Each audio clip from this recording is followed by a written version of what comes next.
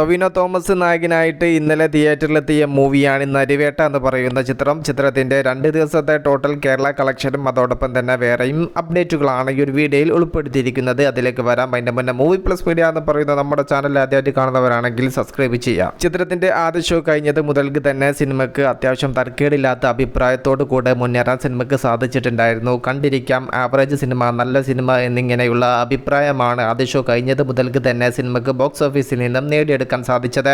വളരെ മോശം സിനിമ, ദുരന്തം സിനിമ, കണ്ടിരിക്കാൻ പറ്റാത്ത സിനിമ എന്നിങ്ങനെയുള്ള അഭിപ്രായമൊന്നും നരിവേട്ട എന്ന് പറയുന്ന സിനിമയ്ക്ക് ലഭിച്ചില്ല. നല്ലൊരു പോസിറ്റീവ് റിപ്പോർട്ട് തന്നെയാണ് മെജോറിറ്റി ഓഡിയൻസിൽ നിന്നും നരിവേട്ട എന്ന് പറയുന്ന ചിത്രത്തിന് കിട്ടിയത്.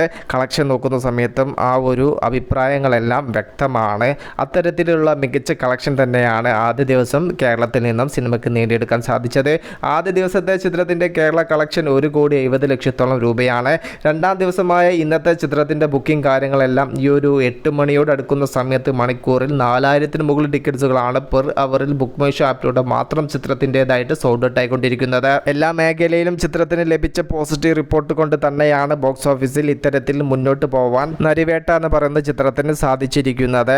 രണ്ടാം ദിവസമായ ഇന്ന് ശനിയാഴ്ച ഇന്നലെ നേടിയ 1,70,00,000 മുകളിലുള്ള കളക്ഷനാണ് ബോക്സ് ഓഫീസിൽ നിന്നും നാം പ്രതീക്ഷിക്കുന്നത്. ഏകദേശം 1,75,00,000 2 കോടി റേഞ്ചിൻ്റെ ഇടയിൽ ആണ് സിനിമയുടെ രണ്ടാം ദിവസമായ ശനിയാഴ്ചയിലെ കേരള കളക്ഷൻ വന്ന് നിൽക്കുക എന്നാണ് ട്രാക്കേഴ്സ് വ്യക്തമാക്കിയിരിക്കുന്നത്. മഴ വില്ലനായിട്ട് എത്തിയിട്ടില്ലായിരുന്നെങ്കിൽ നരിവേട്ട എന്ന് പറയുന്ന ചിത്രത്തിൻ്റെ കളക്ഷൻ കാര്യങ്ങളെല്ലാം ഇതിനേക്കാൾ മികച്ചതാക്കാൻ ചിത്രത്തിന് സാധിക്കുമായിരുന്നു. 2 ദിവസത്തെ ചിത്രത്തിൻ്റെ ടോട്ടൽ കേരള കളക്ഷൻ 3.5 കോടിക്കും 4 കോടിക്കും ഇടയിലാണ് നാം പ്രതീക്ഷിക്കുന്നത്.